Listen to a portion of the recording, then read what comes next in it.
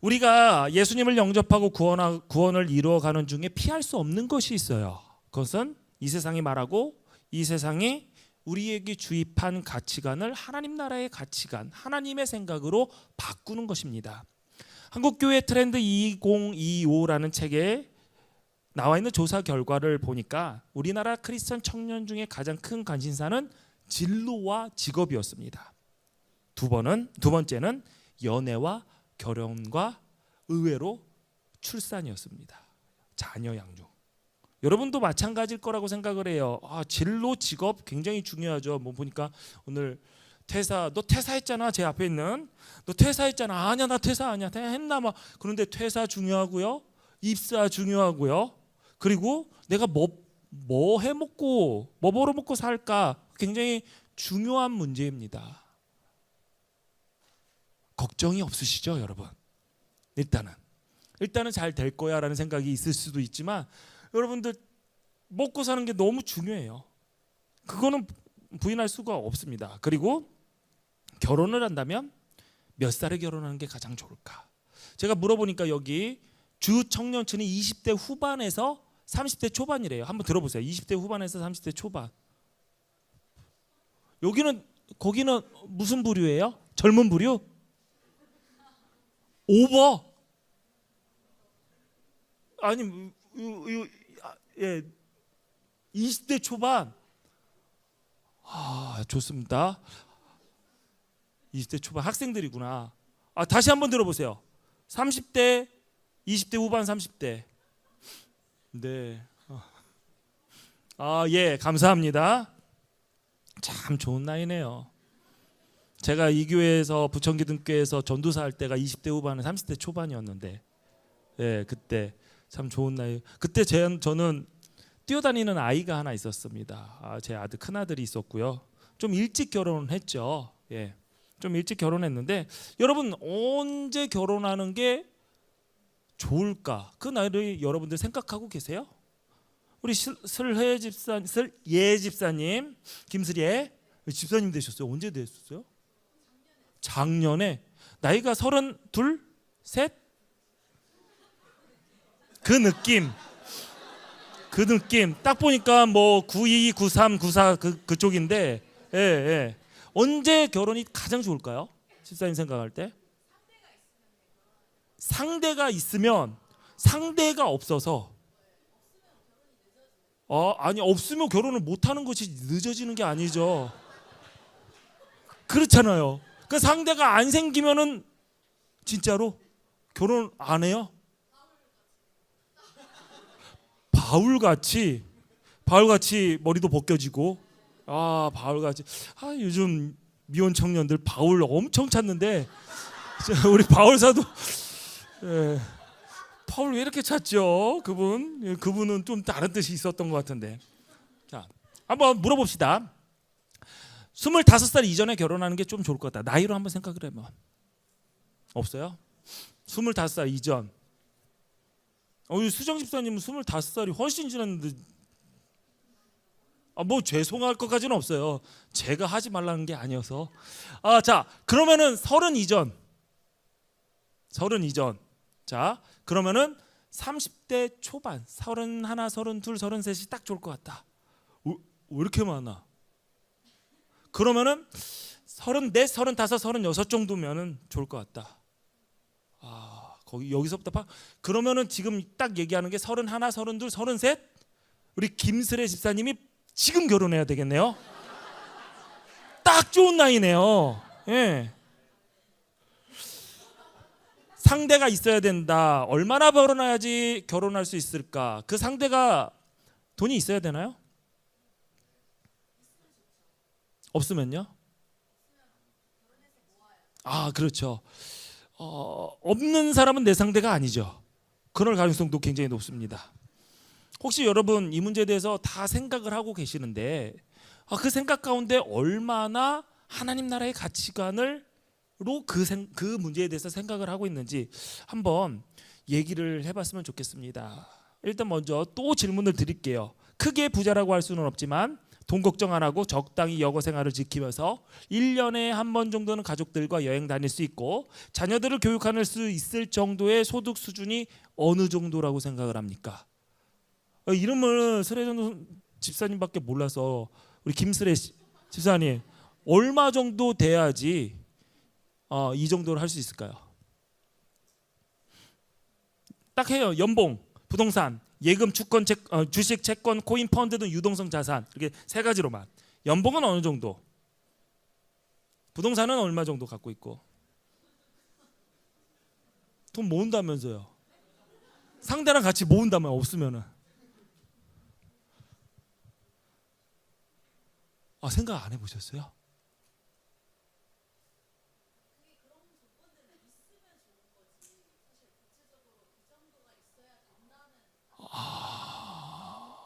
대책이 없으시네요.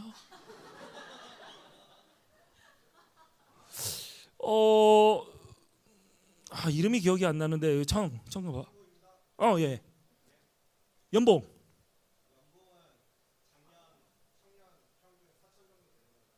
아니 4천만 벌고 살 거야? 연봉? 일이 아니 그러니까 내가 물어본 것은 크게 부자라고 할 수 없지만 돈 걱정하지 않고 적당히 여가 생활을 지키면 1년에 한 번 정도 가족들과 여행을 다니고 자녀를 교육시키는 정도의 수준. 노후까지 보장이 되면 더 좋을. 그 정도면 얼마 정도를 벌어야 될까요?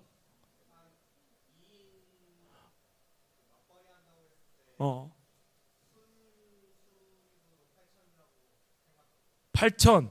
연봉 8천에 두 명이 버는데 8천에 부동산은 집 어디? 어디? 10억짜리 집, 10억짜리 부동산. 그러면 유동성 자산 7억 정도라 대출이라고 생각을 하고 아니 8천 번다며.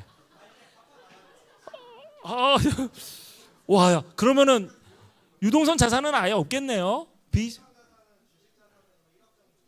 1억 정도. 동의하세요? 나는 좀 다른 생각을 가지고 있다. 이러면 길어져요. 설교 길어져요. 웃음이 꽤 컸어요. 저는 몰라요. 전 돈을 모르고 삽니다. 자, 연봉 얼마? 나이가 몇이에요? 24. 그러면 생각할 만하잖아요. 나 이거 우리 청소년부 예배 때 얘기한 건데 애들 팍팍팍팍 나오던데. 자, 그 옆에 친구예요, 언니예요? 도와주세요. 동생. 저도 몰라요. 베드로가 되겠습니다. 예. 일병. 연봉 6천, 9천. 9천. 부동산은 한 좀 어느 정도 가지고 있어야 될까요? 작년 저희가 청소년부 예배 때 아이들에게 물어봤어요. 평균 연봉 2억에서 3억 정도를 얘기를 했고요. 예. 왜 욕을 해? 애들일 수도 있지. 예. 근데 사실 이게 집 한 채 정도 얘기를 했는데 그것도 대출 7억 낀 10억짜리 얘기를 했는데 사실 집은 얼마이든 내가 살고 있는 집은 내가 깔고 앉은 돈이기 때문에 그거는 자산이라고 보기 어려운 부동산이에요. 집 한 채를 한다면은.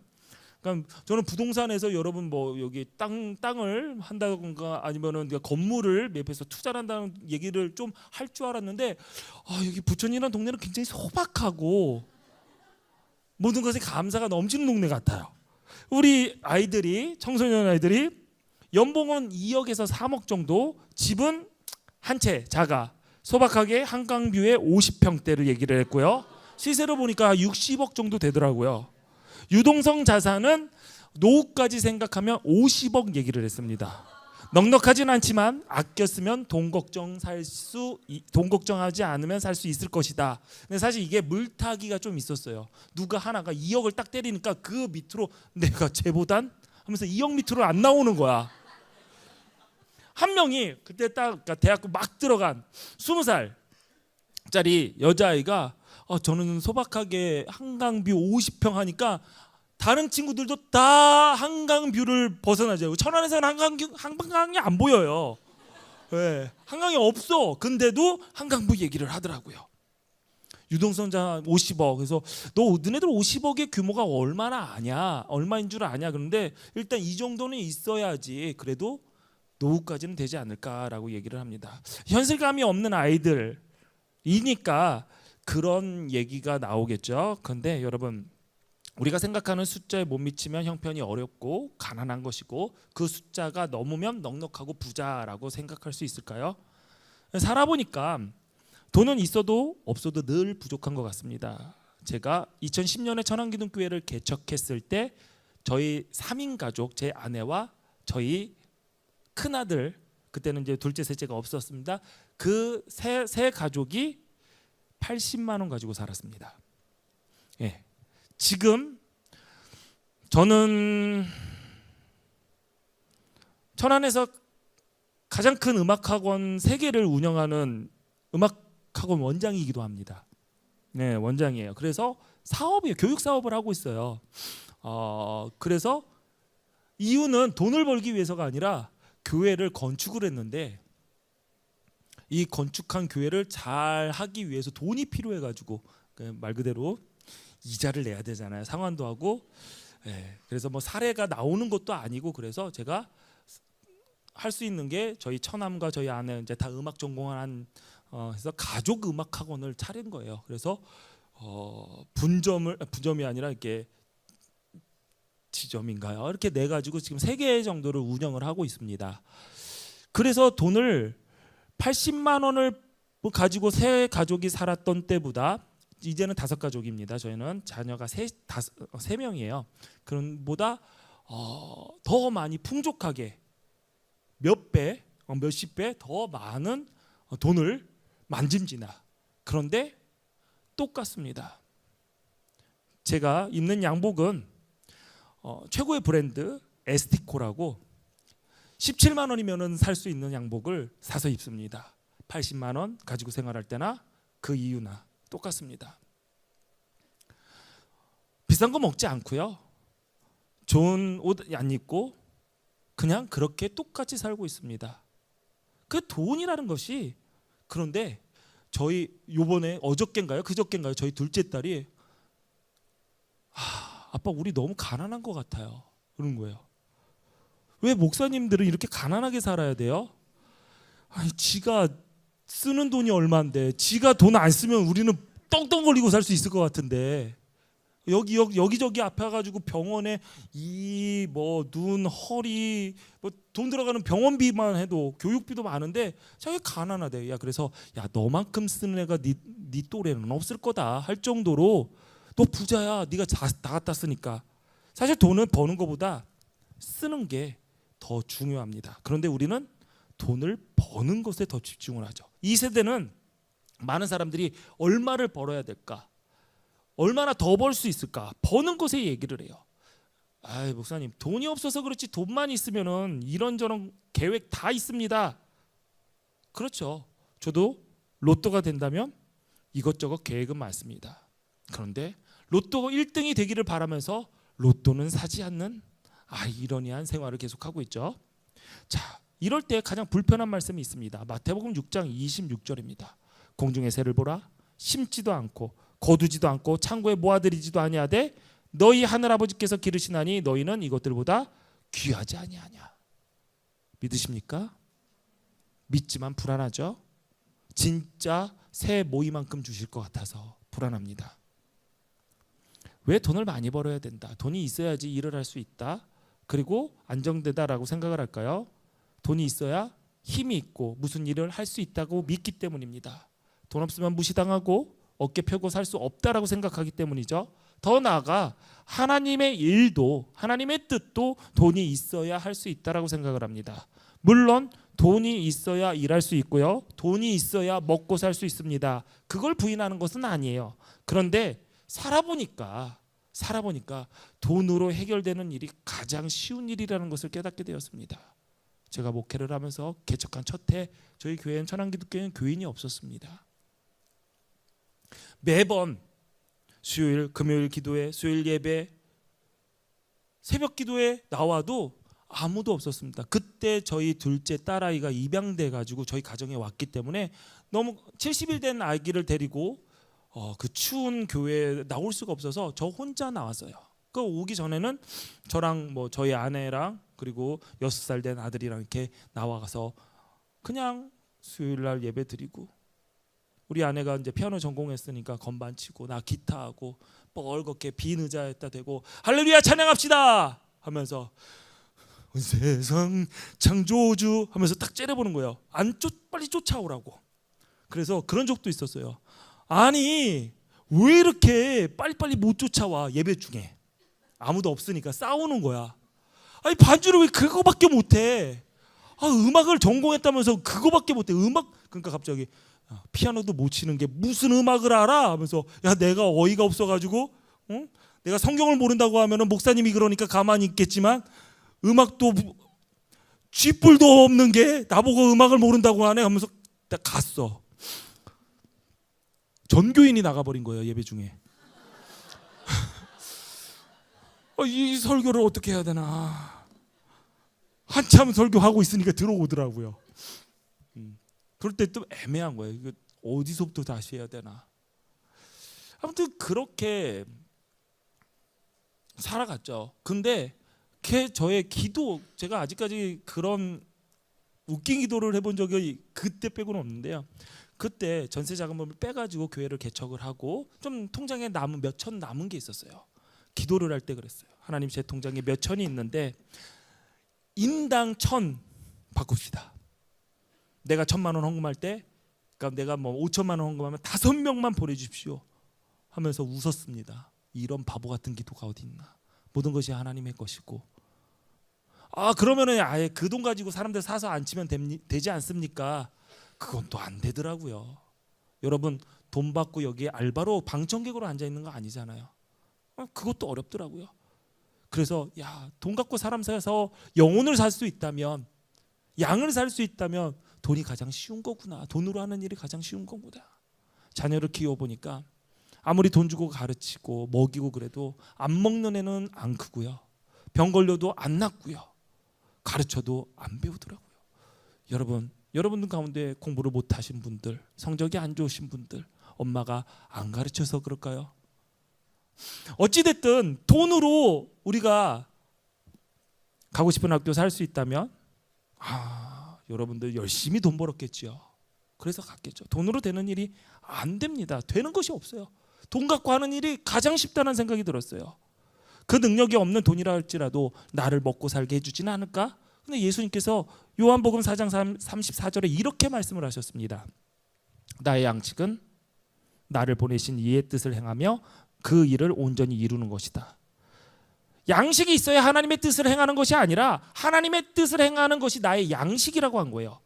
양식에는 여러 가지 의미가 있습니다. 양식은 나를 살게끔 해요. 먹어야지 사는 거죠. 그런데 주님은 너희가 빵으로 사는 것이 아니라 하나님의 입에서 나오는 모든 말씀으로 산다라고 했어요. 빵이 나를 살게 하는 게, 음식이 나를 살게 하는 게 아니라, 돈이 나를 살게 하는 것이 아니라 하나님의 말씀이 나를 살게 한다라고 얘기했어요. 우리가 진로와 직업에 대해 고민하며 걱정하는 이유는 살기 위해서입니다. 먹고 살기 위해서죠. 그런데 하나님의 말씀이 나를 살게끔 한다는 진리를 듣고 나를 살리는 하나님의 말씀에 얼마나 관심을 갖고 목말라 했는지 내 삶을 한번 돌아봐야 될 것 같습니다. 통독 수련회인가요? 통독 캠프인가요? 좋은 것 같아요. 여러분, 말씀 가까이 하세요. 그 말씀이 여러분을 살게끔 한답니다.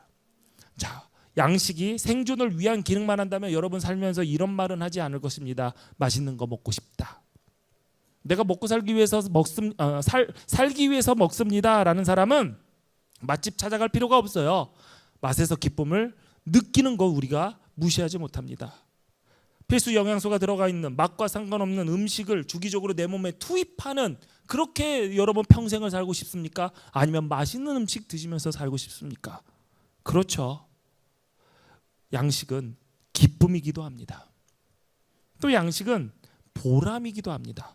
내가 멋진 고급 레스토랑에서 음식을 먹어요. 그러면 이런 생각이 들어요. 나 출세했나 보다.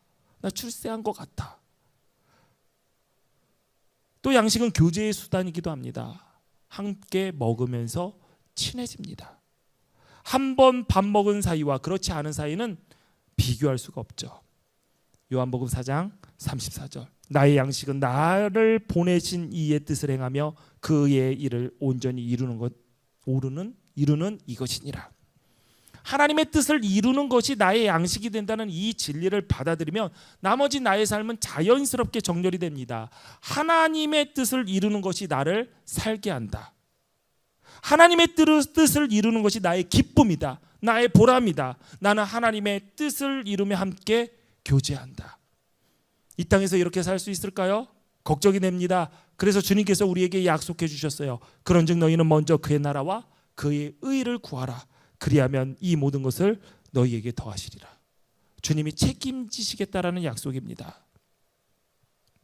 진로에 대해서 고민이 많으신 나이 또래도 있고요. 아직 진로가 명확하지 않아서 불안한 세대도 있을 것입니다.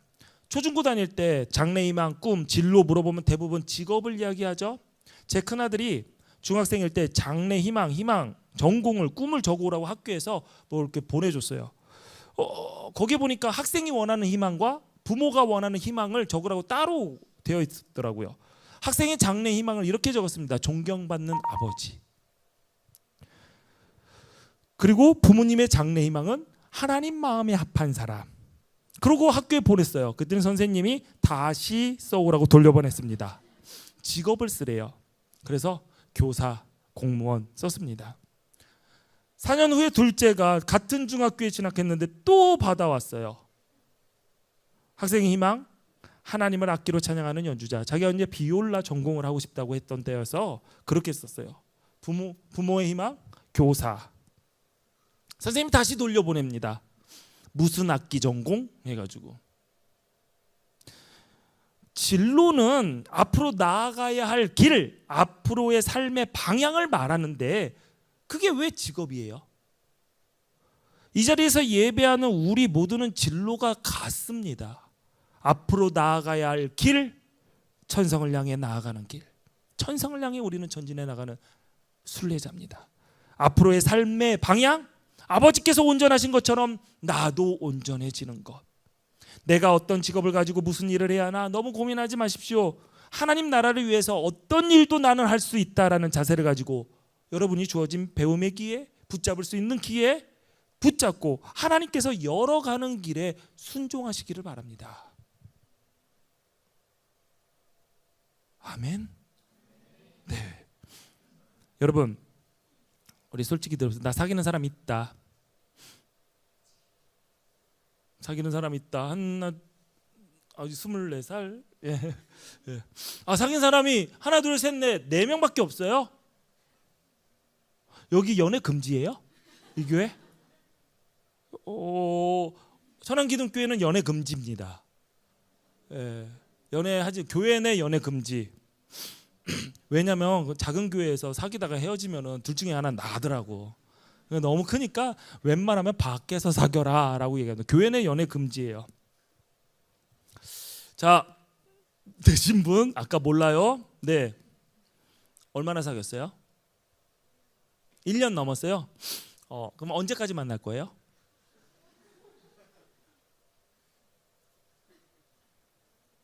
뭐라고요? 결혼 생각이 있어요? 그러면은 아까 몇 살에 결혼한다 하는 게 좋다고 생각을 했어요?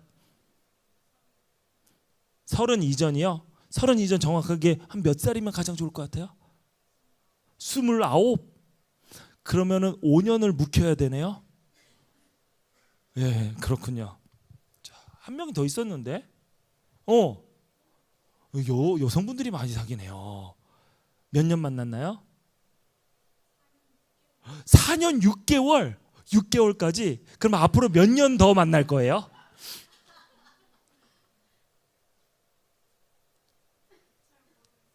영원히? 결혼 전까지? 그러면 결혼 후는 안 만나겠다. 결혼을 다른 남자랑 하겠다는 얘기인가요? 그럭저럭? 몰라요. 네. 네. 확신이 안 서나. 자, 왜 사귀어요? 4년 6개월 동안. 아, 성격이 잘 맞아서 나는 내가 때리는데 얘 내 남자친구가 잘 맞아줘서. 자, 또 물어볼 줄 알았잖아요. 잘 맞고. 바라보는 방향? 어디 방향? 아, 하나님을 방향이 맞아요. 근데 못하러 5년씩이나 기다려요. 준비, 어떤 준비? 그러면 바로 그게 나오잖아. 연봉이 몇 천. 이게 또 나와요. 이게 나오는 거예요. 준비가. 저는 웬만하면 교회에서 연애하기보다는 그냥 친하게 지내라고 얘기를 합니다. 물론 우리 아이들은 이런 일 굉장히 싫어해요. 저는 중매로 결혼했습니다. 2003년에 결혼을 했고요. 2003년 1월 12일 날 제 아내를 처음 만났고요.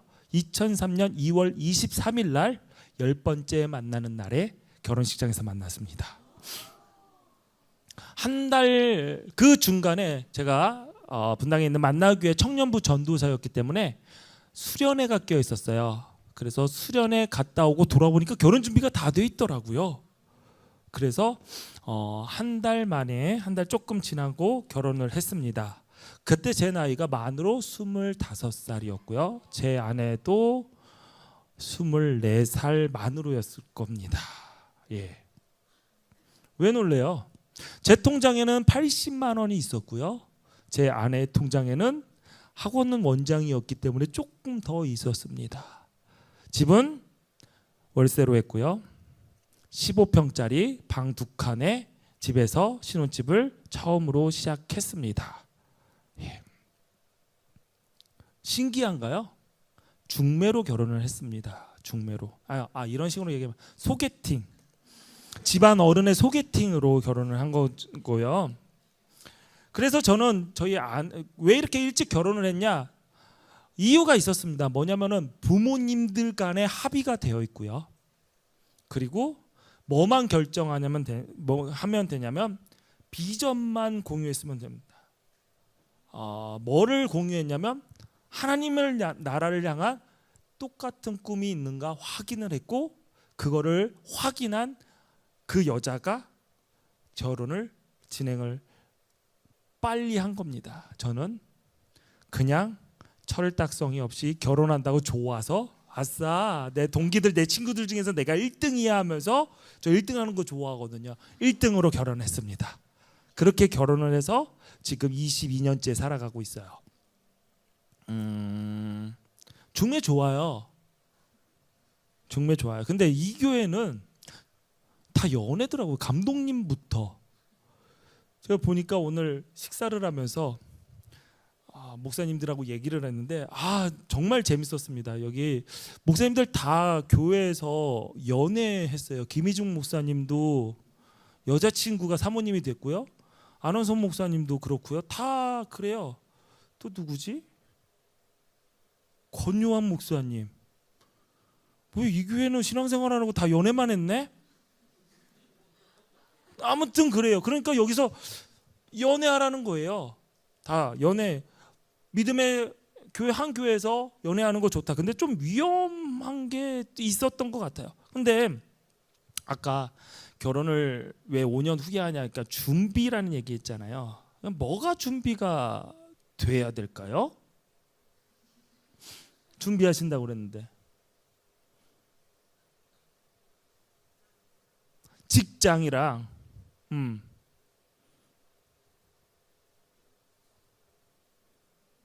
돈. 자, 우리 7천만 원. 결혼은 뭐가 준비가 되어 있을까요?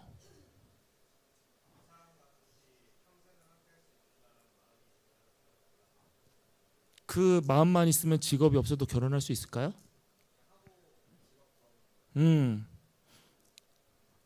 집 없어도 돼요? 월세 내봤어요? 나와 살고 있어요? 예. 그러면 왜 결혼 안 해요? 못 만나서? 아니 여기에 그 하나님 나라를 향한 그 방향이 맞는 사람이 없어요. 그러면 여기에 있는 사람들은 다 어떤 방향이에요? 다 이단들이야? 제가 20대 후반이 그러니까 30이 되기 전에 MG 청년부 필라장들, 지금도 필라장이라는 얘기를 하나요? 필라장들 교육이 있었어요. 임원들. MG1, MG2, MG3 이거 아는 사람 있어요? 네, MG1, 2, 3 필라장들이 모였어요. 그러니까 MG3 임원들은 나보다 나이가 많아. 근데 주제가 결혼이에요. 나보고 결혼을 해달라는 거예요. 고성민 목사가 그때 청년부 그 담당이었었는데 결혼에 대해서 얘기를 했습니다. 그러고 보니까 고성민 목사도 교회 내 연애네요. 그래 신기하다 여기.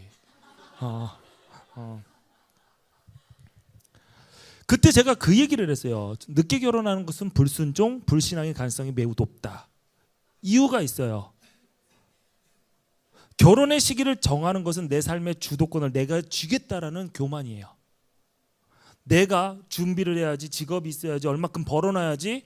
그거 내가 원하는 시기까지 이루어질까요? 절대 그렇지 않습니다. 삶은 그렇게 만만하지 않아요. 내 생각대로 되지 않아요. 결혼이 가능한 이유, 돈, 나의 계획, 마음이 맞는 사람. 여기 하나님 어디 있어요? 하나님이라고 얘기를 하고 신앙의 방향을 찾습니다라고 얘기하지만 우리 마음속 깊은 곳에 그 주도권은 내가 갖고 있어요. 이것저것 따지다 보면은 만날 사람이 없어요. 만날 사람이 없어요.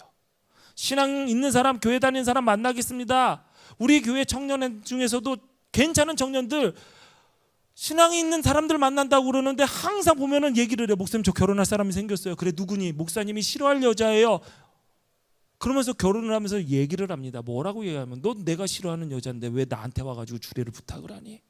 그래도 축복해 주시면 안 됩니까? 그래 축복해 줄게. 그런데 왜 그랬냐 그랬더니 사람이 성격이 너무 좋아요. 그렇게 얘기를 합니다. 제가 만나서 얘기하니까 성격은 좋고 예쁘고 직업도 좋아요.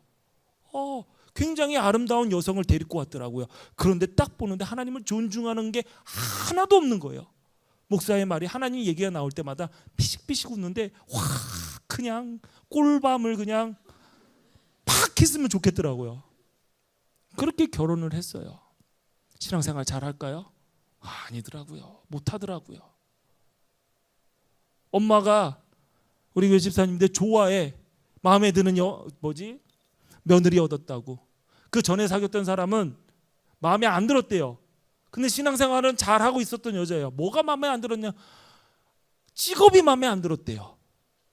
직업이 뭐냐? 무슨 충남 금산군 면에서 일하는 공무원이었어요. 공무원 나쁘지는 않잖아요. 충남 공무원인데. 그런데 마음에 안 들었대요. 내가 보니까 이유가 뭔지 몰라요. 그 마음은 뭐냐면 내 생각이었던 거예요. 자, 결혼에 우선순위라는 게 있습니다. 조건이 아니에요. 조건 맞추다가는 결혼 못해요. 그런데 우선순위라는 거 여러분 잘 기억하세요. 어떤 것을 선택해야 하는 순간 결정을 내릴 수 있게 하는 거 그게 바로 우선순위예요. 청년이라고 할 수 없는 중년의 한 부천한 기둥교회 청년이 지금은 이제 서울에 있는 교회로 갔지만 그 친구가 저한테 얘기를 했어요. 믿음 좋은 여자 만나고 싶다고. 그래서 좀 비싼 돈을 들어가서 크리스찬 그 듀오 비슷한 그 매칭 거기에 들어갔어요. 가서 만나요. 만났는데 다 신앙이 좋다는 거예요. 근데 구두를 봤는데 스타일이 아니래요. 구두 스타일이. 몇 번 만났는데 3번 만났는데 영 스타일이 안 맞아서 말았다는 거예요. 그래서 내가 너 구두랑 결혼할래? 맞아요. 우리가 얘기하는 스타일, 조건 뭔가 안 맞아요. 그 안 맞은 게 그게 우선순위예요. 웃을 때 콧털이 삐져나와서 별로예요. 그러면 그 사람의 우선순위는 콧털이에요. 콧털 안 나온 남자나 여자나 아무나 결혼하세요. 그게 콧털이 우선순위라니까요. 그 친구가 그렇게 얘기하더라고요. 콧털 같은 소리 하고 있네 내가 속으로. 여러분 결국 뭐였냐면 우선순위 얼굴이었어요. 얼굴만 되면 사실 믿음이 없어도 직업이 나빠도 스타일이 촌스러워도 선택했을 겁니다.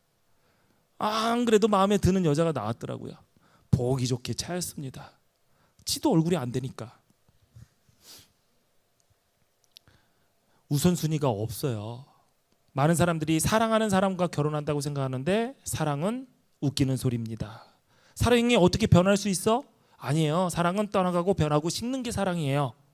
최근에 우리 교회 중학생들이 사귄 지 21일이라고 들리더라고요. 기둥교회에서, 천안기둥교회에서, 연애 금지 교회에서 연애가 된 거예요. 청소년부에서 난리가 났어요. 여자애들은 왜 걔랑 사겨? 너가 너무 아깝다. 왜 사귀냐? 그런데 하면서 좋대요. 그래서 제가 똑같이 물었어요. 언제까지 만날 거야? 그랬더니 21일 만난 그 여자애가 목사님 저 영원히 만날 거예요. 안 헤어질 거예요. 그러더니 한 달 뒤에 헤어졌습니다. 누가 찾냐고 하니까 여자애가 찾대요. 이유는 DM을 보냈는데 단문이 응? 아니? 너무 성의 없어서 나에 대한 사랑이 식었다고 생각해서 찾다 라고 하면서 가슴 아파하더라고요.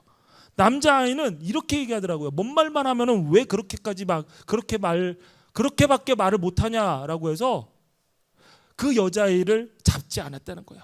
그러면서 마음이 아프대. 그 아이 둘이, 우리 천안기둥교회는 오케스트라가 있어요. 오케스트라 한 24명 정도 되는데 대부분 청소년들이 하고 있습니다. 트럼펫 하는 남자애와 알토 색소폰 하는 여자애가 사귀니까 얘네들이 둘이 번갈아 가면서 안 나오네. 악기가 필요한데 얘네는. 오늘도 보니까 안 맞았어. 딱 보니까 저기 유튜브로 보니까 트럼펫 한 대와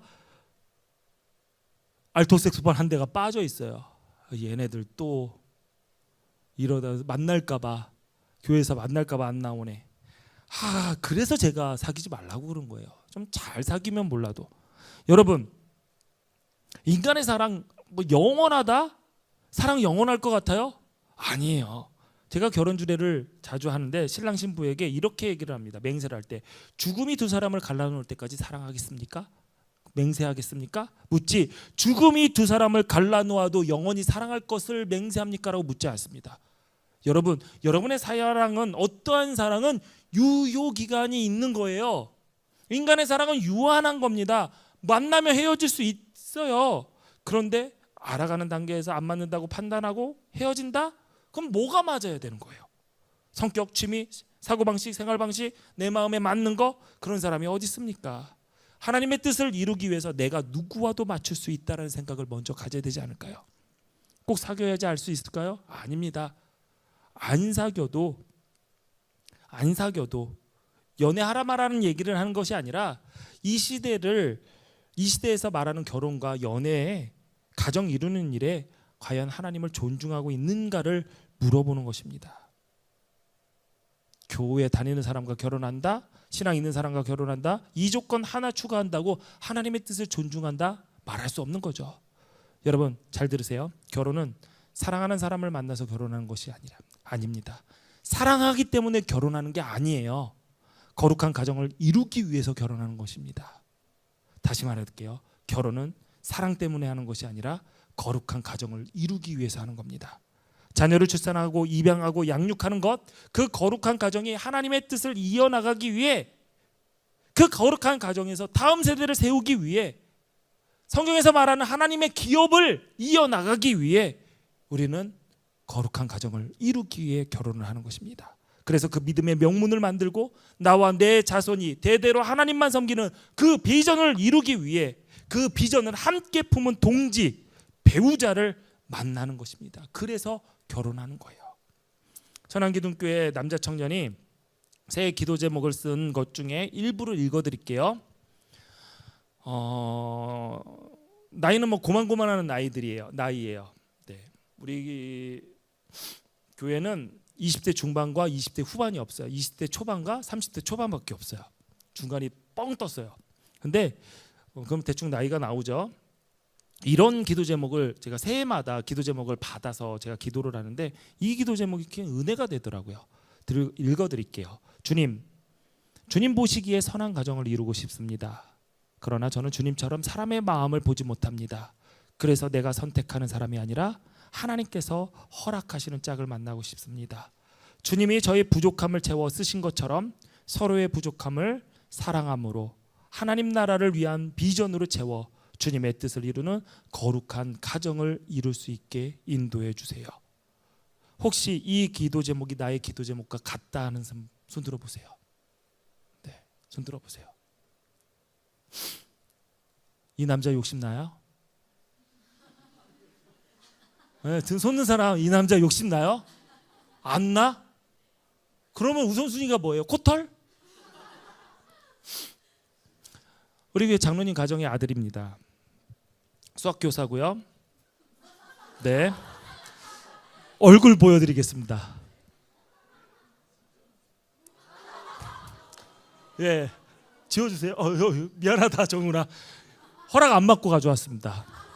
예, 동생한테 사진 좀 보내봐 해가지고. 자, 저에게 연락하세요. 소개시켜드리겠습니다. 93년생입니다. 대충 비슷하게 얘기해주고 우리 전도사님한테 얘기하셔도 되고요. 저한테 얘기하셔도 됩니다. 오늘 본문 말씀, 하나님께서 기뻐하시는 거룩한 산제물로 드리는 영적 예배자. 바울은 이렇게 영적 예배자로 서기를 권면합니다. 이 세대를 본받지 말고 마음을 새롭게 함으로 하나님의 뜻을 분별하라라고 얘기합니다. 이 세대를 본받지 않는 새로운 세대가 되어야 되는 것, 이것이 하나님께서 우리에게 바라시는 것이에요. 청년의 때 내가 새로운 세대가 되겠다. 여러분, 새 집, 새 차, 새 물건 하면 아무도 쓰지 않은 것을 생각합니다. 그런데 새 것은 아무도 쓴 적이 없는 물건이 아니라 어떠한 물건이 주인에게로 가서 그 주인이 사용하고자 하는 목적에 맞게 준비된 상태를 새 것이라고 얘기합니다. 제가 한번 새 차를 공장에서 받은 적이 있어요. 평택에 보면 쌍용 자동차가 있어서 쌍용 자동차를 한번 산 적이 있어서 그거를 받으러 평택까지 갔습니다. 출고 대기 장소에서 기다리는데 제가 주문한 차 색깔이 보이는 거예요. 근데 바로 안 갖다 주고 시험장 옆에서 빙글빙글 돌고 막 급가속하고 멈춰보고 끽끽이 소리 나면서 빙글빙글 계속 돌더라고요. 급정거, 급가속 계속해요. 한참 그렇게 하더니 제 앞에 차를 가져다 주었습니다. 4.5kg가 찍혀 있더라고요. 헌차예요? 헌차예요? 새 차예요? 빙글빙글 계속 돌았는데 끽끽거리면서 그래 새 차예요? 예? 검사하는 거라서 맞습니다. 새 차입니다. 여러분이 사용하는 모든 물건, 기기는 검수라는 과정을 통과한 제품입니다. 전원을 끄고 켜고 이것저것 잘 돌아가는지 여러 절차를 통해서 확인한 거예요. 이런 걸 누군가가 썼다고 한 거라고 얘기하지 않습니다. 주인인 저에게 제가 쓰고자 하는 목적에 맞게 준비시켜 준 거죠. 우리의 몸을, 삶을 하나님이 기뻐하시는 거룩한 산제물로 드리는 예배자는 마음을 새롭게 함으로 하나님의 뜻을 분별하며 이루며 살기 위해 준비된 상태로 새 것으로 변화받아야 됩니다. 우리가 직업, 돈, 결혼 이야기 나눴어요. 이런 이야기들을 보면은 청년들하고 얘기하다 보면 항상 느끼는 게 있어요. 뭐냐면 신앙으로 포장은 굉장히 잘합니다. 그런데 결정적으로 결정해야 될 때 항상 하나님은 뒤로 빠집니다. 그리고 이 세대의 소리를 자기 생각인 양 뻐꾸기처럼 옮겨요. 과연 나는 이 시대 살아가면서 하나님의 뜻에 따라서 우선순위를 정할 수 있고 생각을 정리하고 판단할 수 있는가? 그러기 위해서 나는 이 세대를 걸어쓰면서 오직 예수님만이 나의 주님이 되셔서 주께서 원하시는 그 길을 따르기 위해 합당한 자, 주님이 쓰시기에 합당한 자로 변화된 새 것이 되어 있는가? 이러한 질문에 대해서 여러분 깊게 고민해 보지 않는다면 난 하나님의 뜻을 이루며 살겠습니다 라는 말은 공허한 울림에 불과합니다. 헬라 마르티스라는 단어가 있습니다. 순교자예요. 동시에 마르티스에는 증언자라는 뜻이 있습니다. 순교라고 하면은 우리가 목숨을 버리는 것만 생각을 해요. 하지만 순교자에게 목숨보다 더 중요한 것은 증언하는 것입니다. 증언하는 것. 그것을 증언하기 위해서 목숨까지도 버리는 게 마르티스 순교자예요. 내가 예수 그리스도를, 하나님 나라를 증거하는 일에 목숨보다 더 가치를 두는 사람, 이들이 순교자입니다.